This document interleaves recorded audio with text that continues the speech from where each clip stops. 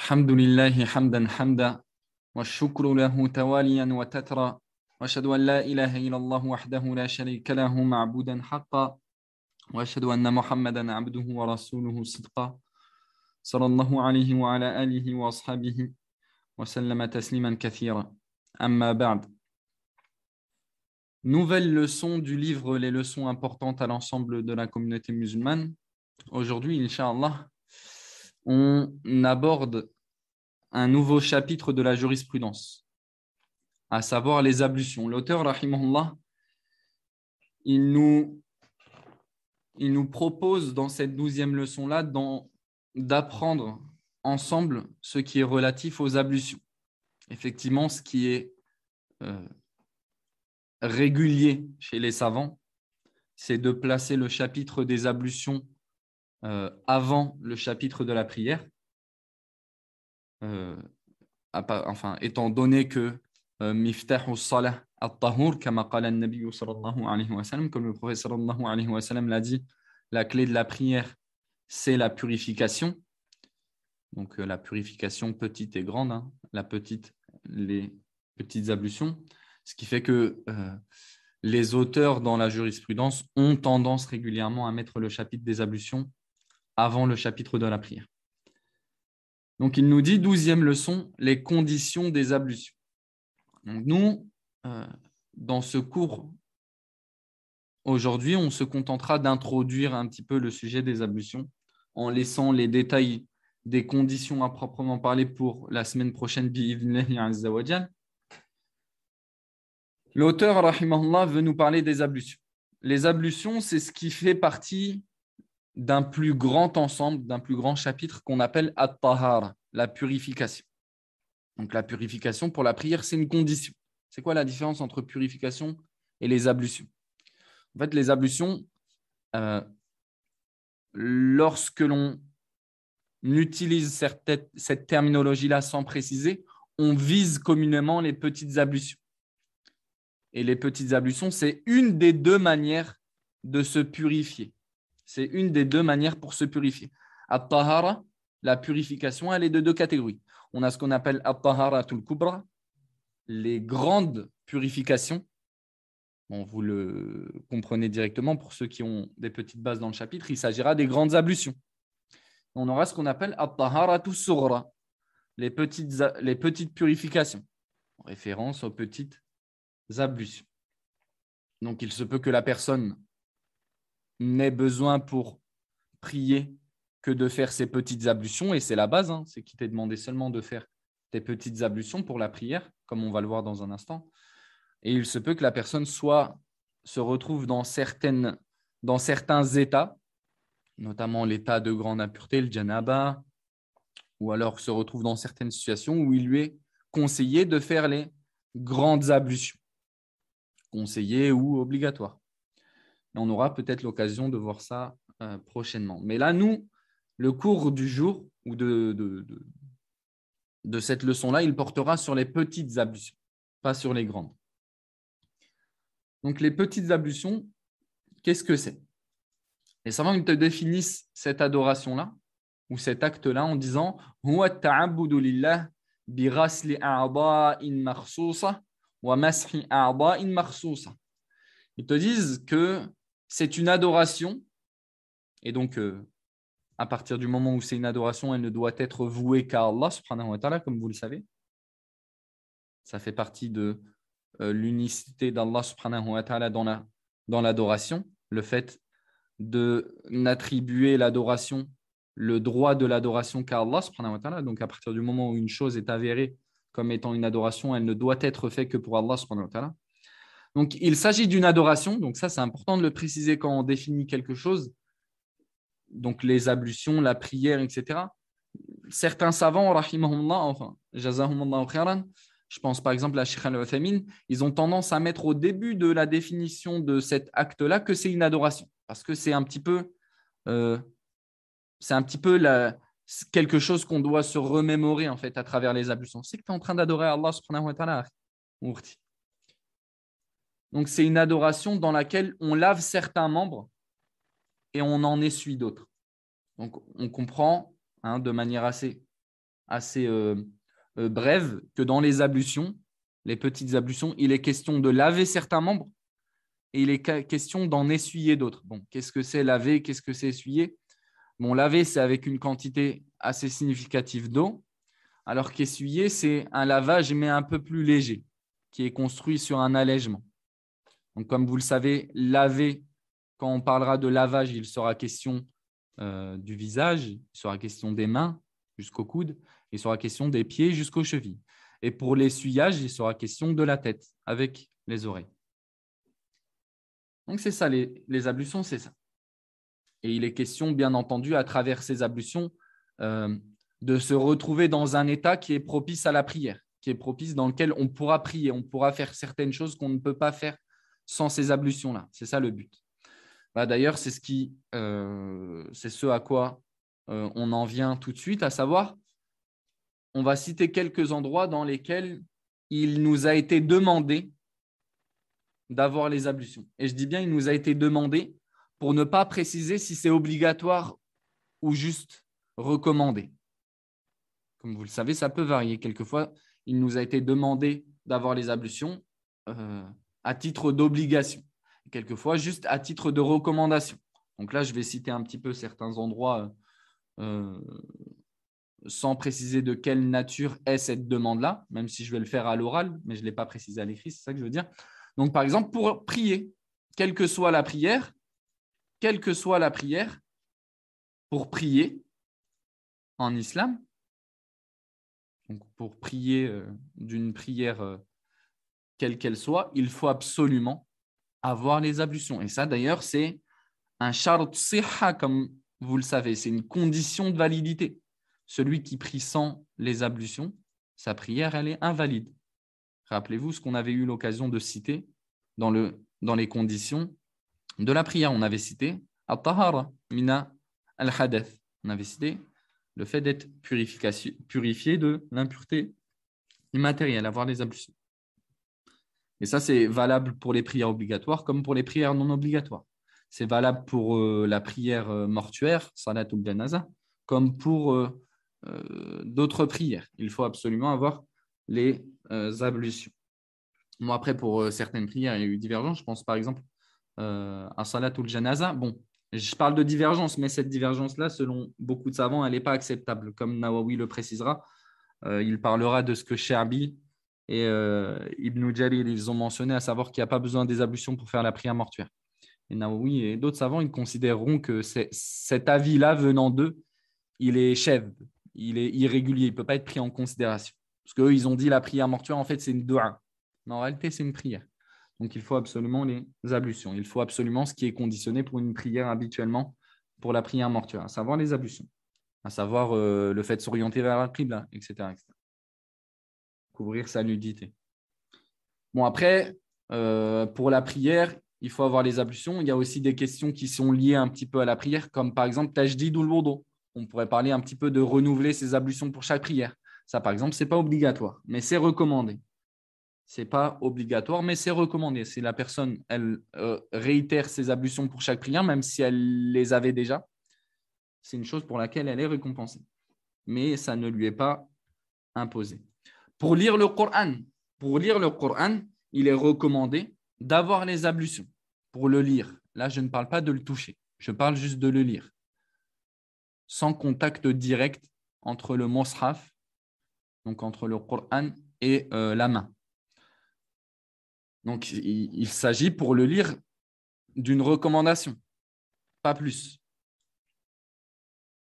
Pas plus. Maintenant, donc d'ailleurs, que tu sois en état de petite impureté ou de grande impureté, tu peux lire le Coran. Le hadith qui est venu dire, venu attribuer au prophète sallallahu alayhi wa sallam la parole suivante, la taqra'ul ha'idu wa lal junub, le hadith qui serait attribué au prophète sallallahu alayhi wa sallam dans lequel il aurait dit, et je parle bien au conditionnel, ne récite pas le Coran la femme en état de menstru, ni la personne en état de janaba, donc qui a eu un rapport charnel, par exemple. Donc ce hadith-là, il est faible. Ce hadith-là, il est faible. Il est rapporté dans les rapporteurs, il y a un homme qui s'appelle Ismaïl ibn Ayyash. Et ce rapporteur-là, c'est quelqu'un dont on accepte habituellement le hadith, sauf quand il rapporte de certains professeurs lorsqu'ils viennent de certaines contrées. Donc, lorsqu'ils viendront, il me semble, du Shem et de l'Irak, donc du Shem et d'Irak, ce rapporteur-là, ces hadiths, ils ne seront pas acceptés.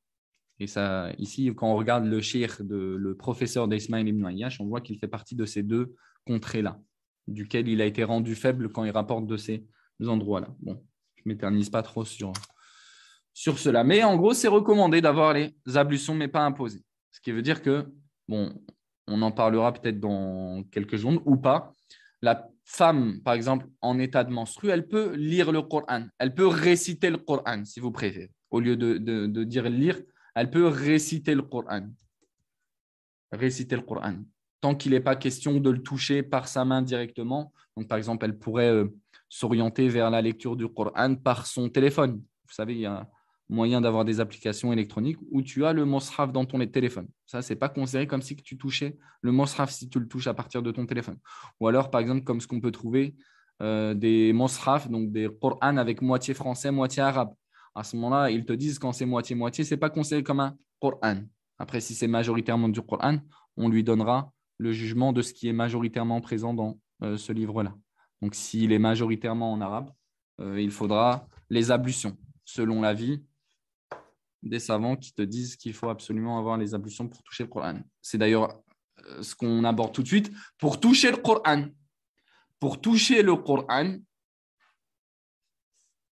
bon, il y a une très grande divergence qui réside entre les savants à ce sujet-là.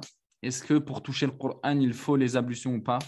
L'avis de la majorité des savants, et c'est l'avis des 4 imams d'ailleurs, c'est qu'il faut avoir les ablutions pour toucher le Coran. Certains savants comme Ibn Hazm, et c'est l'avis de Cheikh Al-Albani, de Cheikh Muqbil et d'autres savants, ils te disent que tu peux toucher le Coran sans les ablutions. Que tu sois en petite impureté ou en grande impureté. Bon, après, la précaution, elle peut être de mise dans ce genre de contexte. Wallahu a'lam. Wallahu a'lam. Pour faire le tawaf, les tours, comme vous le savez, autour de la Kaaba, il est recommandé d'avoir les ablutions. En fait, là aussi, il y a une divergence entre les savants sur le tawaf. Est-ce qu'il faut absolument avoir les ablutions? C'est-à-dire, est-ce que c'est une condition ou est-ce que c'est juste recommandé? C'est vrai que la majorité des savants, ils te disent que c'est une condition d'avoir les ablutions pour faire le tawaf. Mais wallahu alam, la vie le plus juste, c'est que c'est recommandé et ce n'est pas une condition. Il n'y a pas de texte authentique et clair qui impose le fait d'avoir les ablutions pour faire le tawaf. C'est l'avis notamment d'Abu Hanifa, c'est l'avis de l'A'mash, c'est l'avis aussi plus tard de Ibn Taymiyyah, de Ibn al-Qayyim, de Cheikh al-Uthaymin. Ce n'est pas une obligation, ce n'est pas une recommandation, mais une condition, mais c'est une recommandation d'avoir les ablutions pour le tawaf. On parlera aussi des ablutions recommandées avant de dormir. Donc là, il est question d'une recommandation. Avant de dormir, c'est important d'avoir les ablutions. C'est une bonne chose que de les avoir. Quand on fait les veines aussi, quand on fait l'appel à la prière, c'est recommandé d'avoir les ablutions. Et entre chaque rapport charnel. Donc moi, je me suis contenté de vous citer ça. Je me suis contenté de vous mettre ça. Entre chaque rapport charnel, il est conseillé de refaire ses ablutions au minimum. Même si, en fait, s'il y a 3 possibilités entre une personne qui compte réitérer des rapports charnels dans la même nuit, il y a 3, entre guillemets, degrés qu'elle peut s'imposer de faire. Soit, entre chaque rapport charnel, elle fait les grandes ablutions, et ça, huwa al-akmal, c'est la meilleure des choses qu'elle puisse faire, c'est séparer ses rapports par des grandes ablutions. Soit, elle peut se contenter des petites ablutions, et c'est ce que j'ai voulu mentionner ici. Ces 3 choses-là, elles sont apportées du prophète sallallahu alayhi wa sallam, ces 3 manières d'agir. Et une personne peut totalement, aussi, c'est permis, enchaîner plusieurs rapports charnels sans même refaire ses ablutions. Il n'y a pas d'obligation là-dedans, il n'y a pas d'interdit là-dedans. Et il y a d'autres situations, mais je ne vous les ai pas mentionnées, par exemple pour Sujud et Tilawa, pour la prosternation de récitation. J'aurais pu le citer pendant la prière. Est-ce qu'il faut absolument avoir les ablutions pour faire sujudat tilawa? Qu'est-ce que vous en pensez? Pour faire la prosternation de récitation. En fait, quelquefois dans le Coran, comme vous le lisez, vous voyez, il y a un petit signe de tapis de prière. Est-ce que vous pensez que c'est obligatoire ou c'est juste recommandé d'avoir les ablutions pour faire la prosternation? J'ai vu que non. Les refaire entre chaque rapport, c'est valable seulement pour l'homme? Non, même pour la femme. Même pour la femme. Que ce n'est pas obligatoire. Bon, l'avis le plus juste, c'est que ce n'est pas obligatoire. Ce n'est pas une prière. Ce n'est pas une prière, c'est juste une prosternation. Pareil, selon l'avis le plus juste, ce n'est pas obligatoire que la personne s'oriente vers la qibla. Pareil, ce n'est pas obligatoire que la femme soit vêtue de son voile. Elle peut totalement se prosterner la prosternation de la récitation sans son voile. Pareil pour Sujoud ash-shukr, la prosternation de remerciement. De toute façon, c'est un et même chapitre en réalité. Ces deux choses, c'est un seul et même chapitre. Il y a d'autres endroits. Hein. Par exemple, on pourra parler quand tu souhaites manger. Tu sais, si tu es en état de grande impureté et que tu souhaites manger, au minimum, fais tes petites ablutions, etc. etc.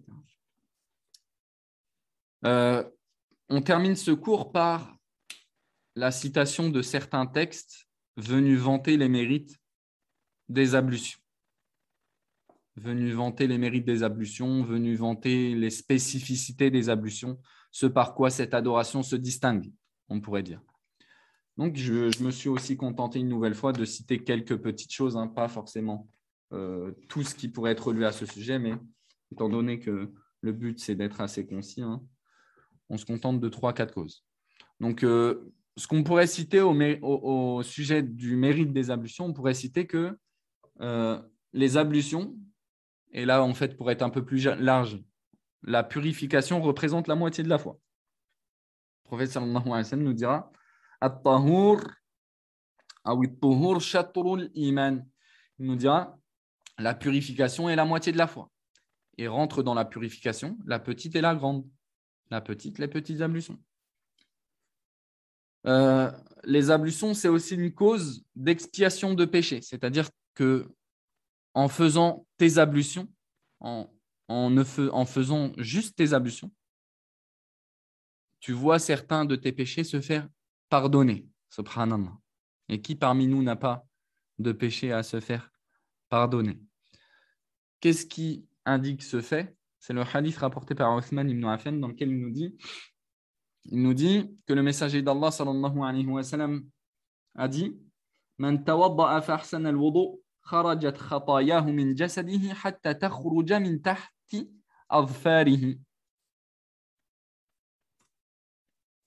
Celui qui fait ses ablutions correctement, en essayant de les parfaire, on pourrait dire, ses péchés sortent de son corps au point même de sortir du dessous de ses ongles.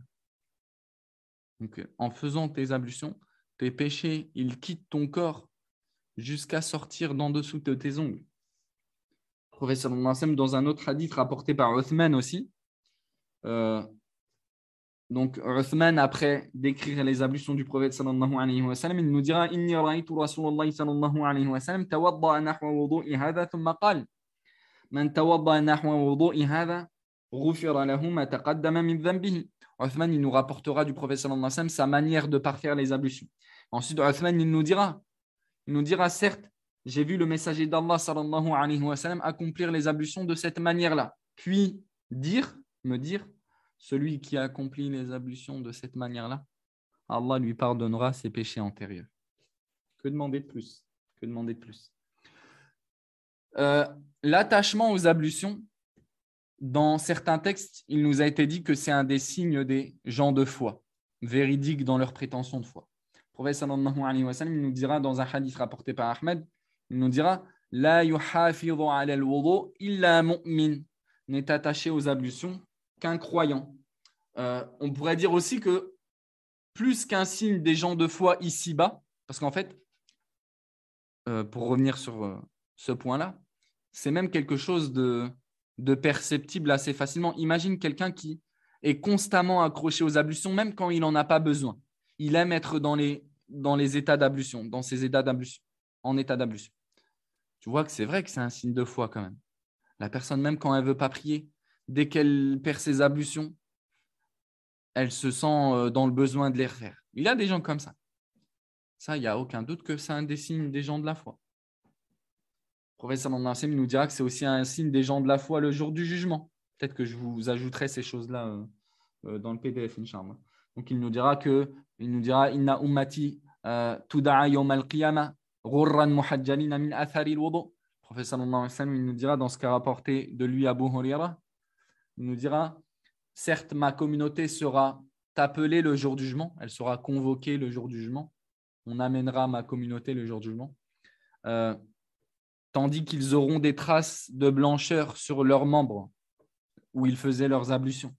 Donc, on aura des blancheurs sur les membres sur lesquels on faisait nos ablutions. On voit que dans certains textes, c'est aussi une cause pour rentrer au paradis et pour être aussi, comment on pourrait dire, pour obtenir des parures au paradis. Le prophète sallallahu alayhi wa sallam, dans un hadith, il nous dit, je vais m'expliquer, ما من مسلم يتوضأ فيحسن وضوءه ثم يقوم فيصلي ركعتين مقبل عليهما بقلبه ووجهه إلا وجبت له الجنة. Prophète, dans un texte, il nous montrera que les ablutions sont une cause spécifique pour entrer au paradis. Bien sûr que toute adoration est une cause pour entrer au paradis, mais lorsque ça nous est spécifié, c'est d'autant plus le cas en fait. Il nous dira, il n'y a pas un musulman qui accomplit ses ablutions en les faisant parfaitement, puis accomplit 2 unités de prière dans lesquelles il est concentré, si ce n'est que le paradis lui sera obligatoire. Et pour un petit peu justifier ce que j'ai voulu dire en lien avec les parures des gens du paradis, le prophète sallallahu alayhi wa sallam nous dit dans un hadith, tablurul hilyatu minal mu'mini haythu yablurul wudu. Les parures du croyant au paradis, les parures, c'est tout ce qui est bijoux. Al-hilya, c'est tout ce qui est bijoux en fait. Les parures des gens du croyant au paradis s'arrêteront là où se sont arrêtées ces ablutions. Là où se sont arrêtées ces ablutions. Donc, sous-entendu, il aura des parures, des bijoux sur les membres de ces ablutions. Et dans ces textes-là, il est nullement question de chercher à prolonger tes marques des ablutions. Pourquoi ? Parce qu'effectivement, ça a été l'avis de certaines personnes de science de penser que dans ces textes-là, il y a une indication qu'il faut chercher à aller plus loin dans tes ablutions. Donc, au lieu de se contenter des mains jusqu'au coude, par exemple, tu vois certaines personnes monter jusqu'aux épaules. Et ça, c'est un effort de déduction qui est remis en question, qui n'est pas forcément juste. Ce n'est pas forcément juste, même si c'est l'avis de certaines personnes de science et à leur tête Abu Huraira, mais c'était son effort de compréhension, même si on ne peut pas forcément être d'accord avec lui. Et c'est d'ailleurs ce qu'on peut comprendre de certains hadiths dans lesquels on comprend qu'Abu Huraira il faisait ça en cachette et dans lesquels on peut comprendre que sûrement il se faisait réprimander par certains compagnons, wallahu alam, comme nous l'avait dit notre professeur à Médine, Cheikh Ali Ababoutain, wallahu alam. Pour aujourd'hui, on se contentera de cette quantité-là. J'essaierai de vous rajouter ce qui manque comme caractéristique, comme mérite des ablutions, Inch'Allah. نسأل الله تعالى بأسمائه الحسنى وصفاته العلى أن يغفر لنا وأن يرحمنا. اللهم فقهنا في الدين. اللهم اجعلنا مفاتيح للخير مغاليق للشر. اللهم اجعلنا للمتقين إماما. وسبحانك اللهم وبحمدك أشهد أن لا إله إلا أنت أستغفرك وأتوب إليك وصلى الله وسلم على نبينا محمد وعلى آله وأصحابه أجمعين. بارك الله فيكم والسلام عليكم ورحمة الله وبركاته.